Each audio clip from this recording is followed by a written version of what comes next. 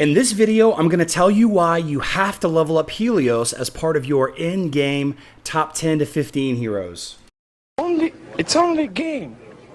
Why you have to be mad? What is up, heroes of Dominion? My name is Charlie. This is Hero Wars Central, and in today's video, I want to discuss Helios, the mage support that everyone should level up. Everybody, even you. Yeah, you. I'm talking about you. But if this is your first time joining me in one of my videos, I like to do educational and entertaining, sometimes very, theory crafting, thought-provoking type videos for Hero Wars and Hero Wars Mobile. This video is going to be for both platforms. It's going to apply to both platforms, and we are going to discuss both platforms. If it sounds like something you'd be interested in, please consider subscribing. Turn on that notification bell so you never miss a video. But we do talk a lot about this and other things, events, all of that during my my weekday live streams, and I got the schedule on the screen now. Don't forget, I live stream Monday through Friday. The times on the screen are Central Standard Time in the United States, but it is UTC -5 if you do not live in the United States. So who are we talking about today? We're talking about Helios. Now, Helios is a very pretty hero, very interesting hero, very late game kind of hero. It's hard to get access to him unless there's a Soulstone event having to do with him. But you can see here that he's a mage support, fights in the back line as mages should. His main stat is intelligence because he, is a mage, and he has a lot of great stats. But what he does not have is magic penetration. So you really need to pair him with a hero like Orion, maybe Faceless, to provide him some magic penetration. How to get him? Well, there are basically only one way to get him aside from the heroic chest, and that is from campaign missions. So on screen here, I have the Facebook web missions where you can get him, and then here, here's the mobile missions where you can get access to his soul stones. But of course, you can get him in the heroic chest. You can buy him in a bundle. You can, earn him during different soulstone events. Good hero to collect. Definitely not a waste to level him up. But this is a tier list discussion video, so let's kind of talk through his different skills, his glyphs, leveling order, all of that, and let's get it going. So first of all, we have Star Birth. Helios directs 3 new and all existing solar spheres to the front line of the enemy team, where they explode, dealing area damage. So this is important. Directs 3 new, creates 3 solar spheres, and sends all existing solar spheres to the front line of the enemy team. So this is a good amount of damage, area of effect damage to the enemy's front line. And you can see here the green ability summons an invulnerable flaming sphere. This is another one of those spheres, dealing damage to nearby enemies over time for 10 seconds. So this is just a little solar buddy that Helios summons to deal a little bit extra damage over time for 10 seconds. And if you happen to have a couple of these up whenever you use Helios's ultimate, this is kind of helps out with that ability. Blue ability summons 2 protecting spheres at the center of your team. The spheres protect nearby allies by absorbing physical damage dealt to them. So in this way, this is the utility that Helios provides, at least part of the utility. Helios, as a mage, is particularly effective against physical attacking teams. These shield buddies, these little summoned shield spheres, will block a lot of physical damage, and you can see 90% magic attack is a very high modifier. This is a pretty effective ability to keep your team alive against opposing Kark teams, Kira teams, Ginger, Artemis, all those physical attacking teams, whatever your opponent's throwing at you. And then you have finally the Violet ability, Flaming Retribution. Each time Helios's allies get critically hit, the flaming sphere may deal damage to attackers with a fire beam. So this is kind of the bread and butter. This passive ability right here is the main reason why Helios should be in your top 10 to top 15 heroes. This right here effectively counters an entire stat on the stat screen. If you're going up against an opponent that is building a critical hit team, a Daredevil team, maybe an Artemis team, the Kira quote-unquote blender team, any of those critical hit focused physical attacking teams, Helios will slot right into your team and counter that team pretty effectively. It's pretty funny actually to watch a hero like Yasmin, who's a very high single target damage critical hit hero on Facebook. It's pretty funny to watch her basically kill herself whenever she uses her ultimate if the opposing team has a Helios, and it's because of that. Because of having a Helios in the tower, because of having a Helios, in your server's meta, that it's really hard to build a critical hit team as your primary team, unless, people just prefer to not use Helios, which is, it depends server to server. Before we get into the skins and the glyphs portion, I do want to discuss a little bit of Helios's stats. If we take a look at herowarscentral.com, we can jump over to the mobile max stats page, and we're only going to talk about the mobile max stats for Hero Wars Mobile right now. If you want to know about Facebook and web, just go ahead and click on Heroes and then Facebook max stats, and that'll help you out.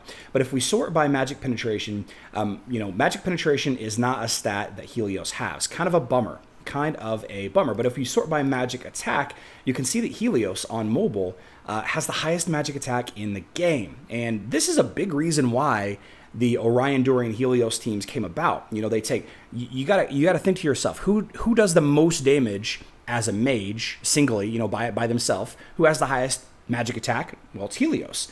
And how do we take advantage of that high magic attack? Well, we have to add somebody that has a magic penetration artifact or stat boost to that, and that's where you get Orion and Faceless added into those teams. So I just kind of wanted to quickly touch on those before we talked about the skins and the glyphs.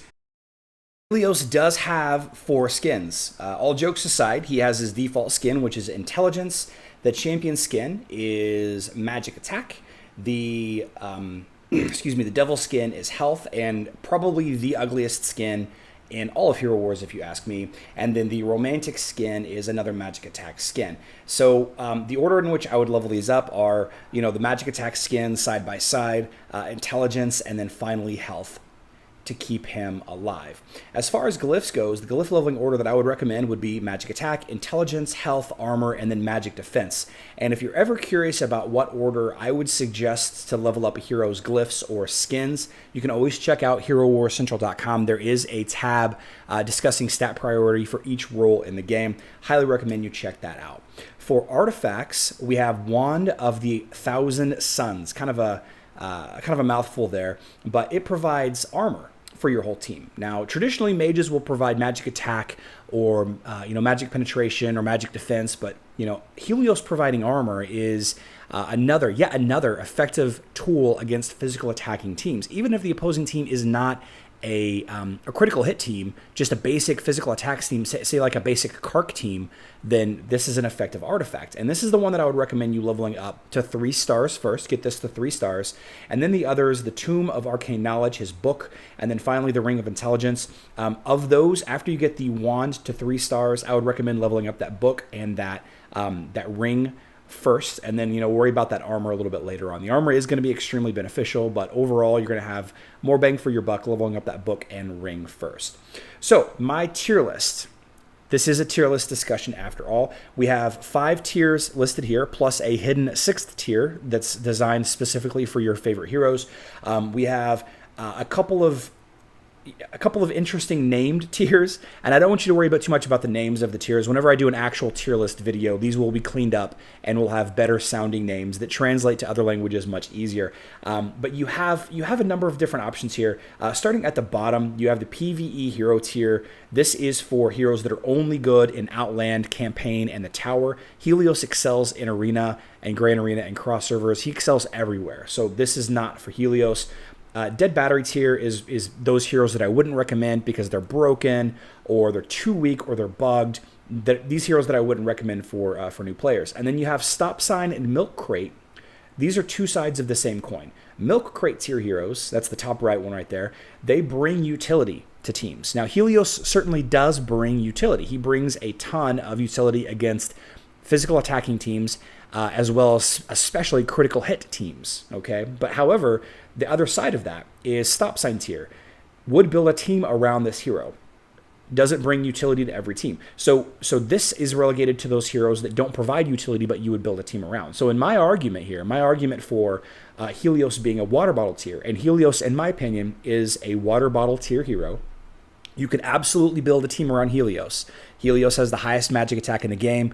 Throw any magic penetration hero on top of that. Faceless or Orion are the 2 most popular ones that I would recommend. And bam, you have a solid magic damage team. right? But also, you could put Helios into any team, even if you're just using a physical team. If you're using a timeout team, if you're building a magic attack team, Helios will slot into every single team as a counter to physical attack and critical hit heroes. So, would you build a team around Helios? You absolutely could. You absolutely could. Does this bring utility to any team? He absolutely does.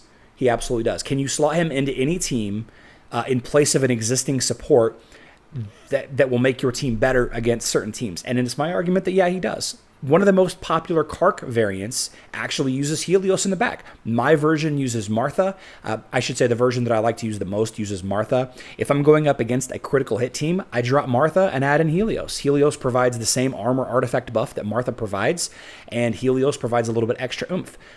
Indeed, if I'm going up against the timeout team, often I'll drop Martha in favor of Helios. That extra magic attack damage with Faceless providing the magic penetration artifact is a fantastic addition to increase my damage output without compromising my front end by dropping a tank. So I would argue that Helios is a must-have hero, a top 10, top 15 hero for sure, and he's absolutely a water bottle tier hero.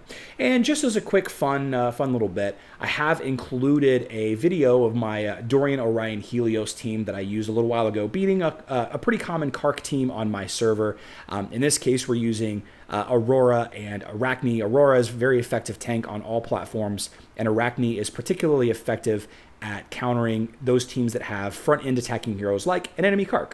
Arachne will control that front end. So you add those two heroes to the back end of Dorian Orion Helios, and you have a fantastic meta-crushing team. So I hope you guys enjoyed this video. On screen now, I'll include the full video of that, those team fights that I used Helios against my top 5 meta on my server that day.